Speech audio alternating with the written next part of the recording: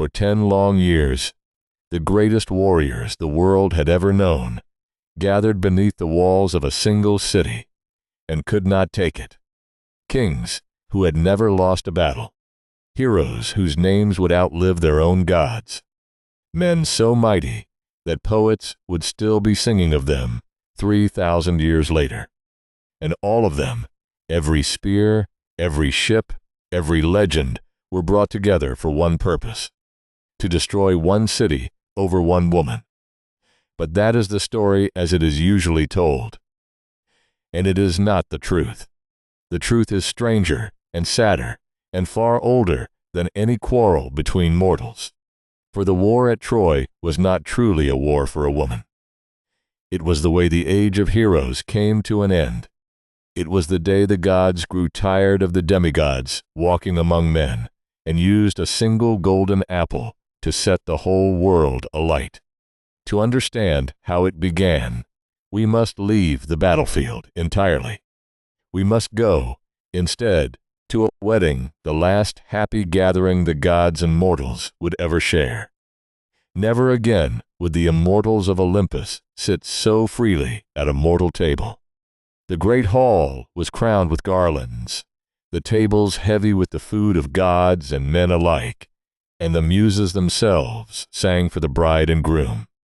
Every power of the heavens had come to honor the union, and for one shining evening it seemed that the world of gods and the world of mortals were not divided at all, but bound together in celebration.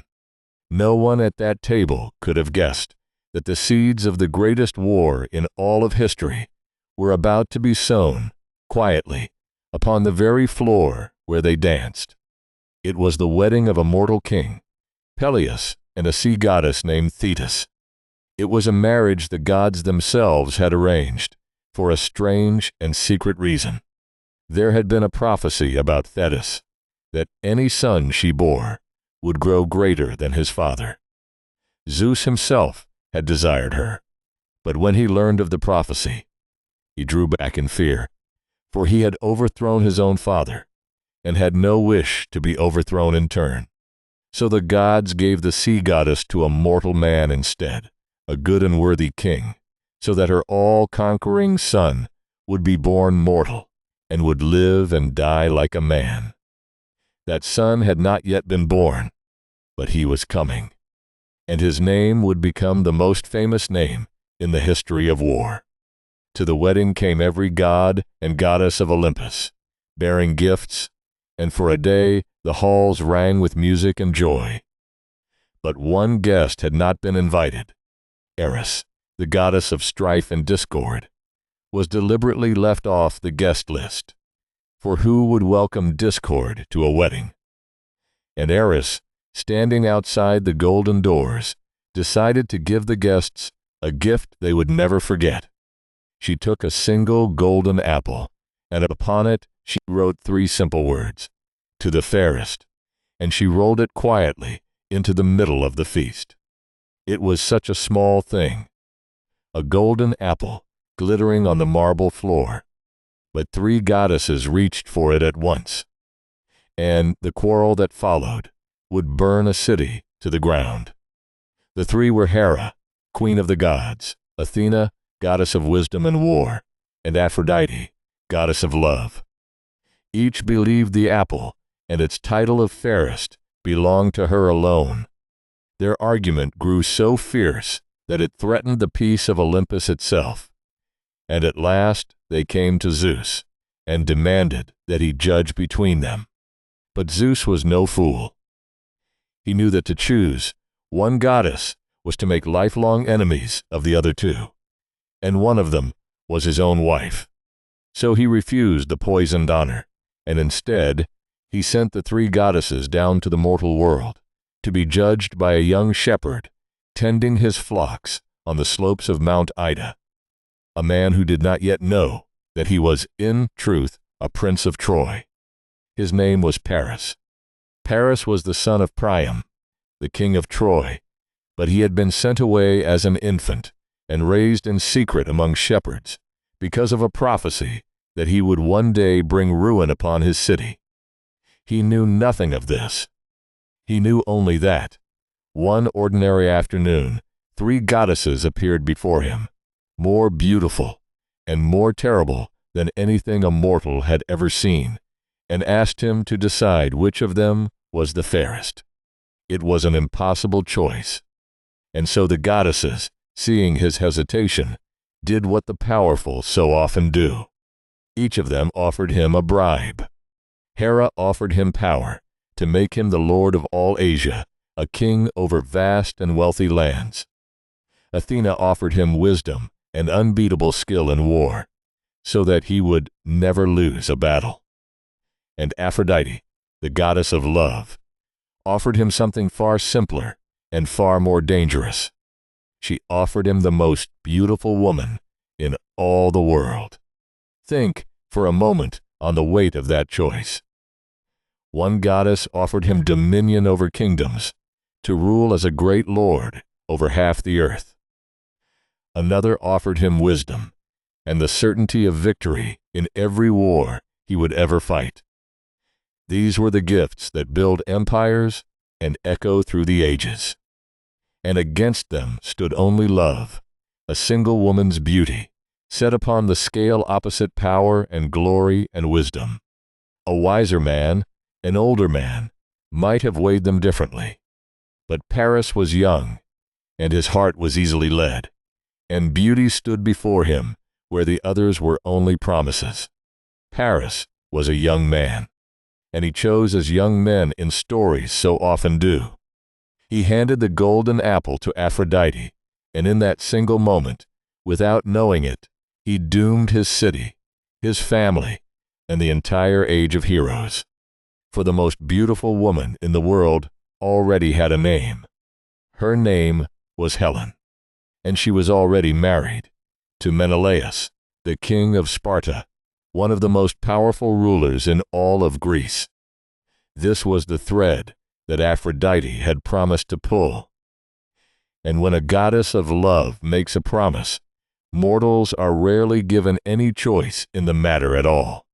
But we must understand who Helen was, and the terrible web already woven around her, to see how one man's choice could summon 1,000 ships. Helen had been, from her youth, so beautiful that every king and prince in Greece had come to seek her hand. There were so many powerful suitors, and their rivalry was so dangerous, that Helen's mortal father feared that whoever he chose, the others would go to war over the insult. It was the cunning Odysseus, king of Ithaca, who found the solution.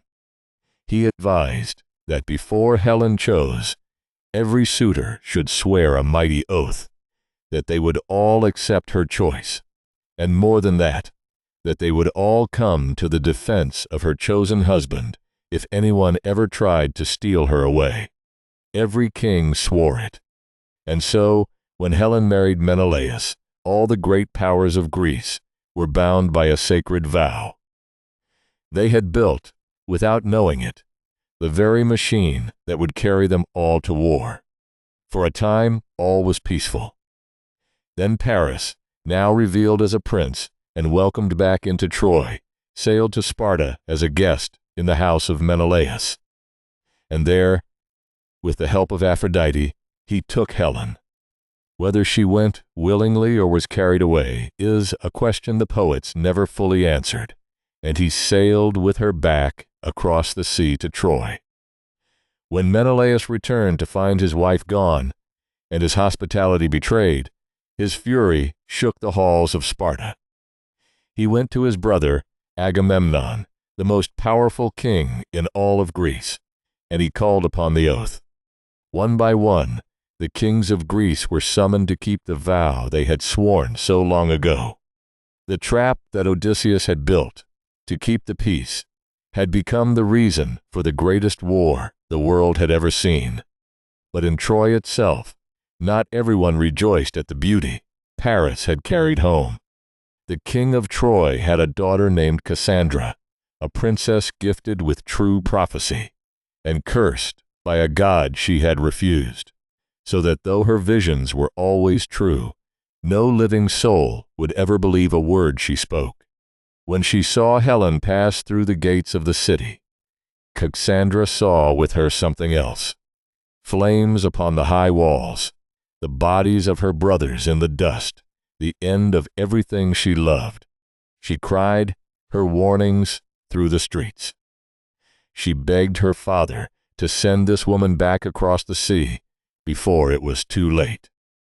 But the curse held as it always did. They called her mad, and they looked away, and they closed the great gates behind the most beautiful woman in the world. The doom of Troy was now sealed within its own walls, and the one voice that could have stopped it was a voice that no one would ever believe. Not every hero came willingly. Odysseus himself, who had devised the oath, had no wish to leave his home and his young family for a foreign war, and when the messengers came for him, he pretended to have lost his mind, plowing the sand of the shore and sowing it with salt. But he was caught out by a clever trick, and in the end even he was bound to go. And there was another, greater hero the Greeks knew they could not win without, the son of that wedding we began with, the child of Peleus and the sea goddess Thetis. His name was Achilles, and he was the mightiest warrior alive, all but invulnerable, unstoppable in battle. But his mother knew a secret. She knew that a prophecy hung over her son, as prophecies hung over so many in this story. Achilles was fate to choose between two destinies. He could stay at home and live a long, quiet, ordinary life and be forgotten, or he could go to war at Troy and win eternal glory and die young. Thetis, desperate to save her son, hid him away, dressing him in disguise and concealing him among the daughters of a distant king, so that the recruiters would pass him by. But again it was Odysseus who saw through the deception. He came to the palace, disguised as a merchant, laying out jewelry and fine cloth for the young women, and among the trinkets, a sword and a shield. While the others admired the treasures, one reached instinctively for the weapons. And so Achilles was found, and the last piece was in place. The greatest army ever assembled gathered at last at the port of Aulis, 1,000 ships, and every hero of the age, ready to sail for Troy. But the gods demanded a terrible price before the winds would carry them there, and the paying of that price would poison the Greek command with a hatred that lasted the whole war. The fleet sat becalmed at Aulis, the sea flat and the winds dead, and a seer declared that the goddess Artemis was angry, and would not release the ships until Agamemnon, the leader of the host, offered up his own daughter, Iphigenia, in sacrifice.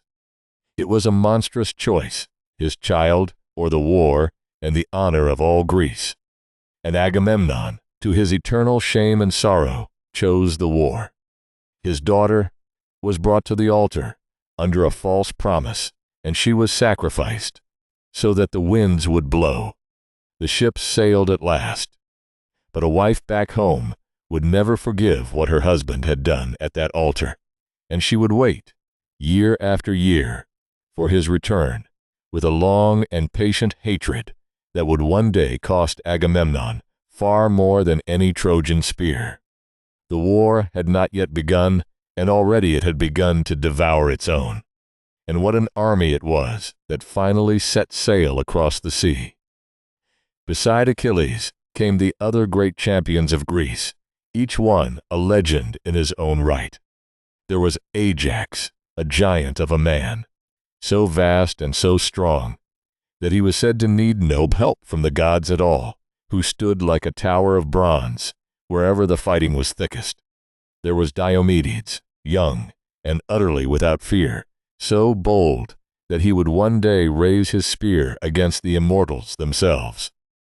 There was old Nestor, king of Pylos, too aged now to stand in the front line, but wiser in the ways of war and men than anyone living, whose steady counsel would hold the fractious kings together. There was Menelaus, whose stolen wife had begun it all, and beside him his brother Agamemnon, the proud high king who commanded the whole host. And there was Odysseus of Ithaca, who fought with his mind as keenly as his sword, and whose cunning would, in the end, accomplish what all their strength could not. Together, they were the greatest gathering of heroes the world would ever see assembled in one place. And within 10 years, nearly every one of them would be dead, or cursed, or lost upon the sea, far from the homes they had left behind. At last the 1,000 ships crossed the wine-dark sea and came to the shores of Troy. And there they found not the easy victory some had imagined, but a city unlike any other in the world. Troy was vast and ancient and rich, its walls so high and so strong that it was said they had been built by the gods themselves and could never be broken by any mortal army. Behind those walls stood a proud and capable people, and princes as noble as any among the Greeks. Chief among them was Hector, the eldest son of King Priam, the greatest warrior of Troy, a man who fought not for a stolen woman or for glory, but simply to defend his home, his wife, and his infant son. And here is one of the quiet truths of this story that the poets never forgot. In this war, there were no true villains. There were only men on both sides, brave and frightened, fighting and dying, beneath walls that would not fall. In those early years, there was even a moment when the whole terrible war might have ended almost as soon as it began, with a single duel. For it was agreed, at one point, that the 2 men at the very heart of the quarrel should settle it between themselves. Paris, the prince who had taken Helen, would face Menelaus, the husband from whom she had been taken, in single combat between the waiting armies. Whoever won would keep Helen, and the war would be over, and all the thousands of men on both sides could simply go home. The armies laid down their weapons and watched, daring to hope. The 2 men met in the dust between the lines, but it was no fair contest. Menelaus was a hardened warrior, and Paris was not. And within moments the Spartan king had beaten him down and seized him by the helmet, dragging him across the ground toward the Greek lines and certain death. Helen's husband was about to win her back and end the war there and then, but the gods would not allow it. Aphrodite swept down in a cloud and snatched Paris from the field, spiriting him away to safety behind the walls, and leaving Menelaus grasping at empty air. Moments later, a Trojan archer, urged on by a goddess, loosed an arrow across the lines and wounded Menelaus where he stood. In an instant the truce was shattered, the sacred oaths broken, and the 2 armies fell upon one another once more. The war that might have ended in a single afternoon was set to burn for 10 more years. This is the cruelty that runs through the whole of the story. Again and again, peace comes within arm's reach, and again the gods, or the pride of men, tear it away. There would be other duels, too, in those long years. Once the mighty Ajax and noble Hector fought from morning until dusk, and neither could best the other. And when night fell, they parted not as enemies but with respect, exchanging gifts, a sword for a war belt. 2 great men honoring each other in the middle of a war that neither had truly chosen. The mortals beneath the walls of Troy were so often better than the quarrel that had brought them there, but they were never truly the masters of their own war. For 9 long years the war ground on with no end in sight. The Greeks could not breach the great walls of Troy, and the Trojans could not drive the vast Greek army back into the sea.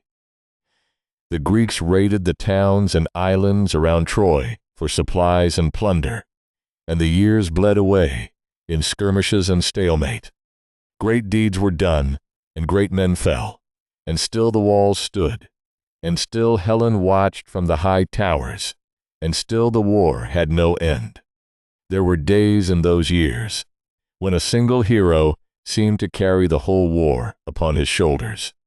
On one such day, the young warrior Diomedes was seized by such fury and such divine strength that nothing upon the field could stand before him.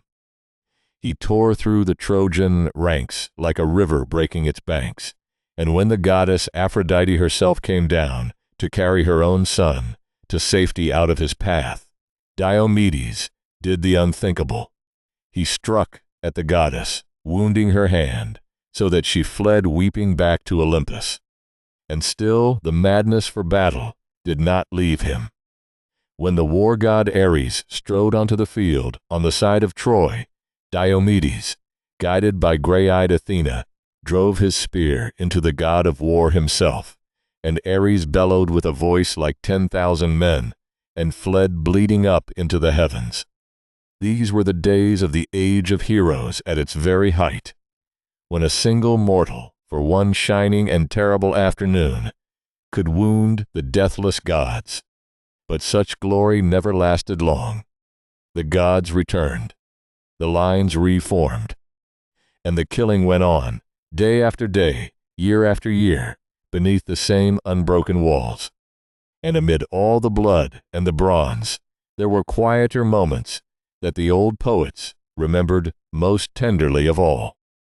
Once, between the battles, Hector left the fighting and went back into the city to find his wife, Andromache, and their infant son. He found her upon the walls, watching the field in fear, and she clung to him and begged him not to go back out, for she had already lost her father and her brothers to this war. And Hector now, she said, was her father and her mother and her brother, as well as her husband. If he fell, she and their child would have nothing left in all the world. Hector listened, and his heart broke for her. But he told her gently that he could not hide behind the walls while other men died for his city, for his honor would not allow it. Then he reached out to take his little son in his arms. But the child cried out in fear at the great bronze helmet, with its nodding horsehair crest. And Hector laughed, and lifted the helmet from his head, and held his laughing boy up toward the sky, and prayed aloud that one day this child might grow to be an even greater man than his father.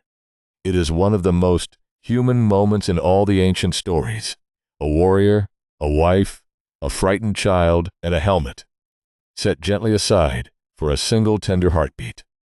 And it breaks the heart all the more because we, listening, now already know what they did not, that Hector would not come home again, and that neither his prayer nor his son would be spared what was coming. It is here, in the 10th and final year, that the greatest of all the old poems begins, not with the start of the war, but with a quarrel between two proud men on the same side, a quarrel that would kill more Greeks than any Trojan ever did. It began with the spoils of one of those raids. Agamemnon, the high king, had taken a captive woman as his prize, the daughter of a priest of Apollo. When the priest came to beg for his daughter's return, and was cruelly turned away, he prayed to his god, and Apollo answered by sending a plague of arrows down upon the Greek camp. For 9 days the army sickened and died, the funeral fires burning without pause from dawn until dark, until at last Achilles called an assembly of all the Greeks and demanded to know why the god was angry. A seer rose, trembling, and said he dared not speak the truth unless Achilles would protect him, for the truth would enrage the most powerful man in the army. Achilles swore to shield him. And so the seer named the cause. It was Agamemnon's own arrogance, his refusal to return the priest's daughter, that had brought the plague down upon them all. When it was revealed that Agamemnon's arrogance was the cause, The High King was forced to give up his prize to end the plague. But in his wounded pride, he seized Achilles' own war prize instead, a woman named Briseis, to replace her. It was a public insult to the greatest warrior in the army, and Achilles' response would decide the fate of them all. Achilles was consumed by a cold and towering rage. He would not be treated as a lesser man by a king he did not respect, and so he made a fateful decision. He withdrew. He took his warriors, the fearsome Myrmidons, and he retreated to his ships, and he swore that he would not lift a single spear in Agamemnon's war.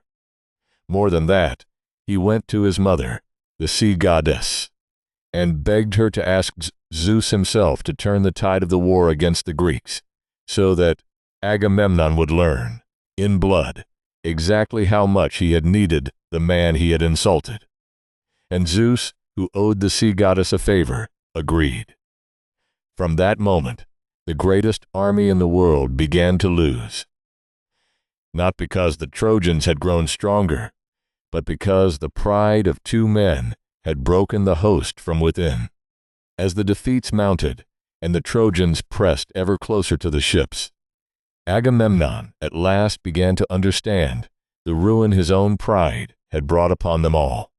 Swallowing his arrogance, he sent an embassy to Achilles by night. Odysseus the cunning, and great Ajax and old Phoenix, who had helped to raise Achilles when he was a boy, carrying the offer of vast treasures and the return of Briseis, untouched, and the High King's own apology. If only Achilles would take up his spear once more and save the army. They found him in his tent, playing upon a lyre, singing softly of the glorious deeds of heroes long dead. And they pleaded with him, each in his turn, Odysseus with clever and careful words, Phoenix with the tears of an old man and the memories of a childhood, Ajax with the plain, baffled honesty of a soldier who simply could not understand how a comrade could sit and let his friends die over a wounded pride. But Achilles would not be moved. His anger was too deep, and the insult had cut too near the bone. All the gold in the world, he told them, was not worth a single one of his days alive, and he would not spend his life for the man who had shamed him before the whole army.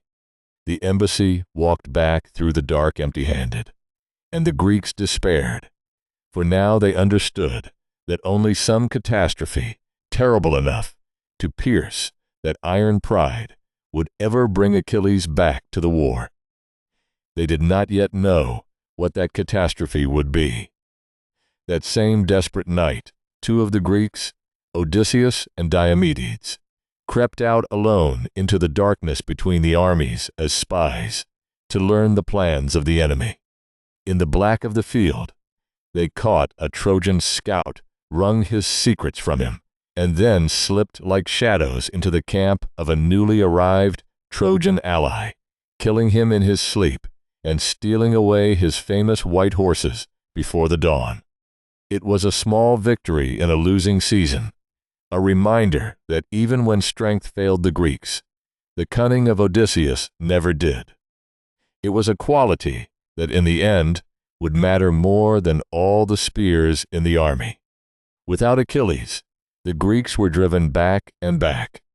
Hector and the Trojans surged out from their walls and fought their way through the Greek lines, all the way to the ships themselves, and began to set them ablaze. It seemed the war might end in disaster. The whole fleet burned, the army destroyed on a foreign shore. And still Achilles would not fight. He sat by his ships and watched his countrymen die, his pride stronger than his pity. But there was one man who could not bear to watch. Patroclus, Achilles' closest and dearest companion, the gentlest of all the Greek warriors, came to him with tears in his eyes and begged to be allowed to help. If Achilles would not fight, then let Patroclus at least borrow his armor and lead the Myrmidons out. so that the Trojans might believe the great warrior had returned and be driven back from the ships. Achilles agreed, but only so far. "Wear my armor," he said. "Drive them back from the ships, and then return. Do not pursue them to the walls of Troy." Patroclus swore it. He put on the gleaming armor of Achilles, and he led the Myrmidons out into the battle, and the effect was everything they had hoped. The Trojans, seeing that terrible armor, believed Achilles had returned to the field, and their courage broke. Patroclus drove them back from the burning ships in a great slaughter, and the Greeks rallied. But in the fury and the glory of that moment, Patroclus forgot the warning. Drunk on victory, he pursued the fleeing Trojans all the way to the great walls of Troy. And there, beneath those god-built walls, his borrowed glory ran out. The god Apollo, who favored the Trojans, struck Patroclus in the confusion of the battle, loosening his armor and leaving him dazed. And in that moment of helplessness, Hector, prince of Troy, drove his spear through him and killed him. The gentlest of the Greeks lay dead beneath the walls, and around his body the two armies fought like animals over the corpse and the precious armor of Achilles, which Hector stripped from the fallen man and put on as his own. Word of what had happened traveled back through the Greek camp to the one man who had refused to fight. And when Achilles learned that Patroclus was dead, killed while wearing his armor, in his place, the war changed forever. The rage he had aimed at Agamemnon turned now upon the Trojans, and upon one Trojan above all. And there is nothing in all the world more dangerous than a demigod, with nothing left to lose. The grief of Achilles was terrible to behold. He tore at his hair, and threw himself upon the ground, and cried out so that his goddess mother heard him from the depths of the sea. His guilt was as vast as his sorrow, for he knew that his own pride had sent Patroclus to his death. And out of that grief came a single, all-consuming purpose, to kill Hector, and to avenge his friend no matter the cost. His mother came to him with a warning, the same prophecy that had always hung over him. "If you kill Hector," she told him, "your own death will follow soon after, for you are fated to die not long after him." And Achilles, who had once been offered a long and peaceful life, did not hesitate. "Let me die," he said, "so long as I first avenge my friend." He had made his choice. Glory and an early death, the bargain of his whole life, had come due. His mother went to the divine smith of the gods, Hephaestus, and had him forge a new suit of armor, more magnificent than anything ever made, its great shield engraved with the whole of the world. The earth and the sea and the stars, cities at peace and cities at war, the endless dance of ordinary life that the men beneath the walls of Troy had all left behind. Clad in this god-made armor, Achilles returned at last to the battlefield, and the Trojans scattered before him like leaves before a storm. He cut through their ranks in a fury that bordered on madness, choking the river of Troy with the fallen, searching through the chaos for one man alone. He slew so many and hurled so many bodies into the waters that the river itself, the god of the great stream of Troy, rose up in anger against him, surging from its banks in a towering wave to drown the raging hero and wash him from the field. For a moment even Achilles, half a god himself, was nearly overwhelmed by the fury of the waters, until the fire of Hephaestus came to his aid, scorching the river back into its bed. Not even the rivers of the earth could stop him now. And at last, before the great gates of the city, with all of Troy watching from the walls, Achilles found Hector. What happened next is one of the most human moments in all of the old stories. For Hector, the bravest man in Troy, the defender of his city, when he saw Achilles coming for him in that terrible armor, was afraid. He ran. 3 times the 2 heroes raced around the mighty walls of Troy, the greatest warrior of the Greeks, pursuing the greatest warrior of the Trojans, while gods and mortals watched. But no man can outrun his fate forever. At last Hector turned to face his enemy, and the 2 of them fought beneath the walls. And Achilles, stronger and driven by a grief beyond reason, struck Hector down. With his dying breath, Hector begged that his body be returned to his family for proper burial. And Achilles, still burning with rage, refused him. He stripped the body, and in an act of terrible cruelty, he lashed it to his chariot and dragged it in the dust around the walls of Troy, in full view of Hector's father, his wife, and his people. For days Achilles nursed his grief and his rage, and each day he dragged the body of Hector through the dust, unable to let his fury go.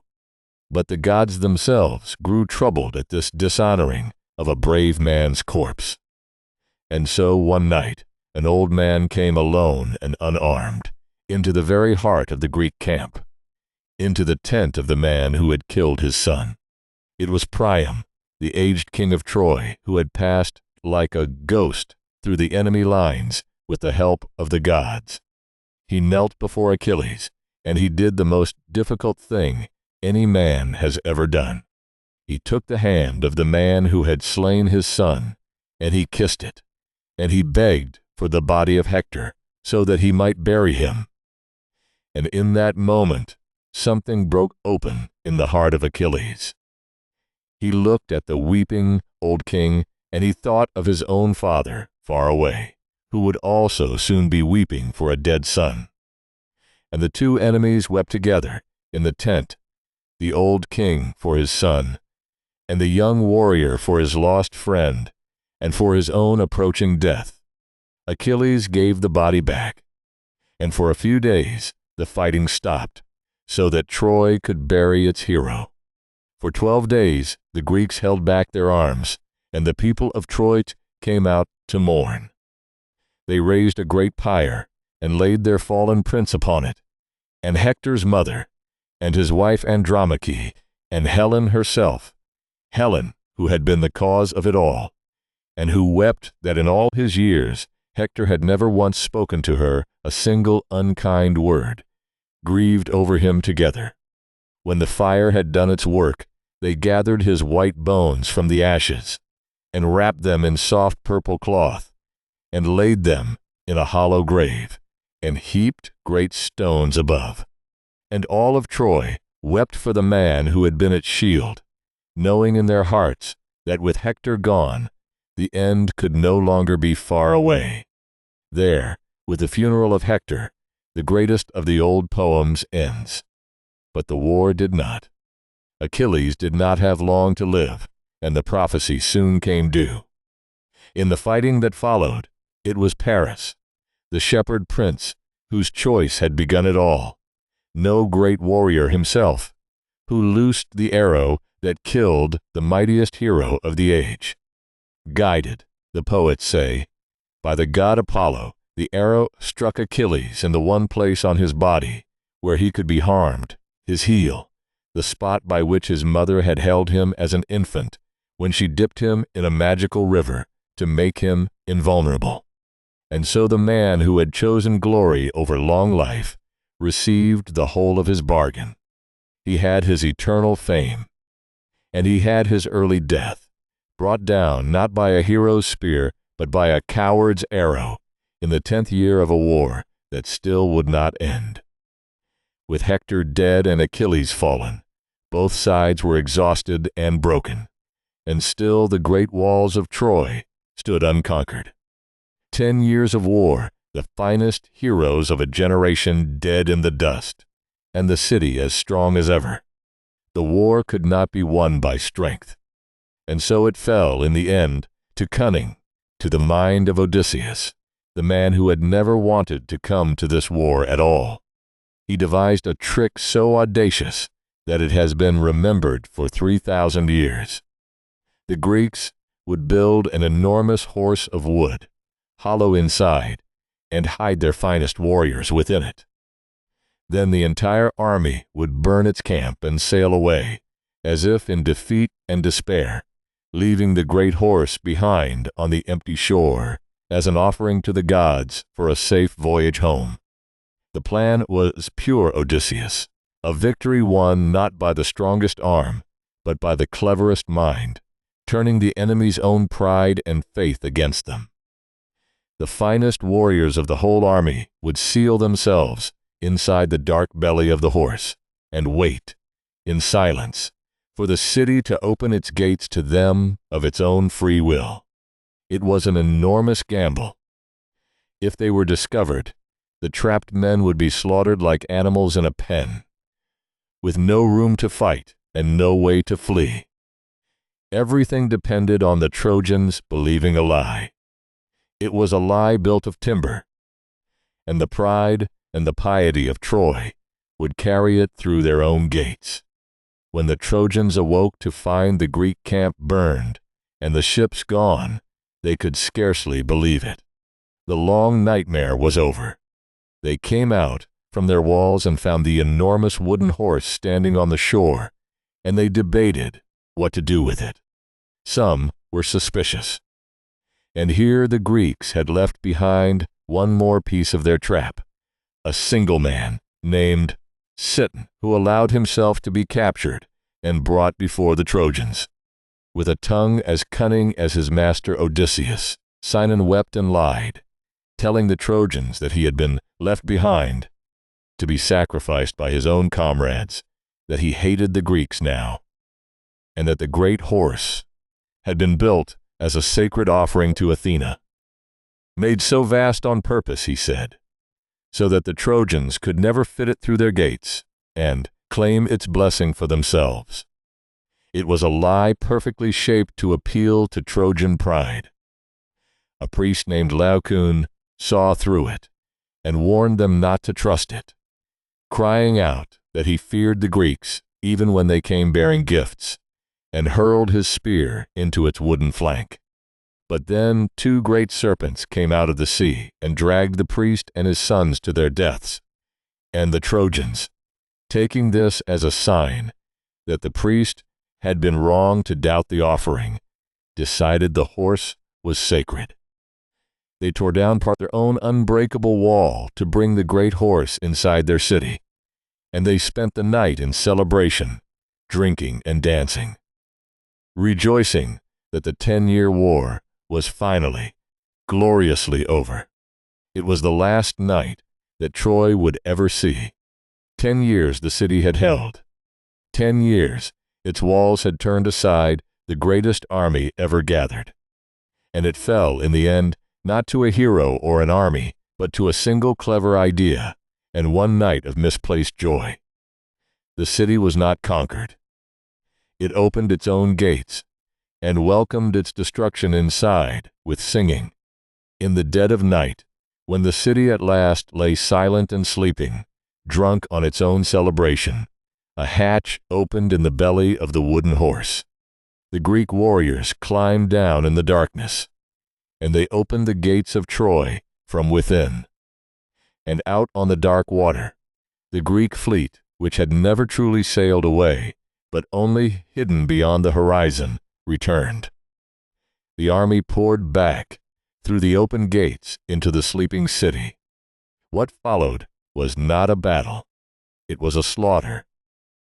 Troy, the great and ancient city that had stood against the whole might of Greece for 10 years, was burned to the ground in a single night. King Priam, the old man who had knelt so nobly before Achilles, was cut down at his own altar. The city that the gods had built was erased from the earth. Yet not everything perished in the flames of that night. Amid the burning of the city, a single Trojan prince named Aeneas, a son of the goddess Aphrodite, lifted his aged father upon his back and took his young child by the hand and fought his way out through the fire and the slaughter escaping the ruin of his home. The old stories say he sailed away with a small band of survivors across the sea and wandered for many years, until at last he came to the distant shores of Italy. And there his descendants would one day raise the city of Rome, the empire destined to rule the whole of the known world. So the fall of Troy was not only an ending. From its ashes, in the strange and circling way of these old tales, the seed of an even greater power was carried westward, to grow again. And there was Cassandra, the princess who had foreseen it all, and been believed by no one, taken from the temple as her city burned, every terrible prophecy she had ever spoken fulfilled at last before her eyes. And the age of heroes, the age of demigods and glory, burned away with it into ash and memory. And so, at the very end, we can return to the question we began with. Was all of this truly for one woman? Helen was taken back by Menelaus and carried home to Sparta, and after everything, after 10 years and countless thousands of dead, after Hector and Achilles and the fall of a great city, the world went on almost as if she had never left. She simply took her place again in the halls of Sparta, as though the 10 years and the countless dead had been some long and terrible dream.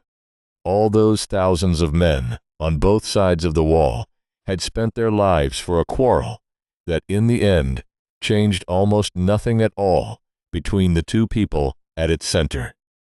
That is the strange and bitter heart of this story. The war was never really about her. It began with a small act of vanity, a golden apple, a beauty contest among the gods, and it was sustained by pride, by oaths sworn long ago, by the fury of proud men who could not let their grievances go. And in the oldest tellings, it was the will of the gods themselves, who looked upon a world grown too full of mighty demigods, and used the beauty of one woman and the folly of one shepherd to bring that whole golden age to its end. The heroes who sailed home did not find peace waiting for them. Agamemnon returned to Greece in triumph, only to be murdered by the wife who had never forgiven the sacrifice of their daughter at Aulis. And one hero, the cleverest of them all, the man whose wooden horse had ended the war, Odysseus, king of Ithaca, set sail for his home and his waiting family, and found instead that the gods had one more journey in store for him, a journey of 10 more years, across a sea full of monsters and magic, to find his way home. The walls of Troy fell into silence and legend. The heroes passed from the world, and no age like theirs would ever come again. No more demigods walking the earth, no more mortals wounding gods beneath the walls of cities. Something had ended at Troy that could never be born again. But the story of them never did. Rest now, and when you are ready, we will follow one last hero out onto the wine-dark sea, on the longest journey home ever told.